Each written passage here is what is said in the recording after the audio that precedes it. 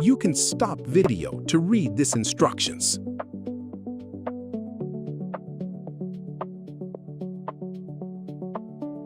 After opening the cabinet, unscrew the 4 screws to remove the ceiling panels. Hold these panels and carefully remove them downward out. Remove the shelf from the extensions by moving it upwards and then pull it out vertically. Inside, push the lever on the connector upwards to release the cable. Then unscrew the 3 screws on the plate and not on the frame. Hold the plate, slowly move the front part down and remove it vertically. In the back of the frame, you can see holes where you insert the back of the plate.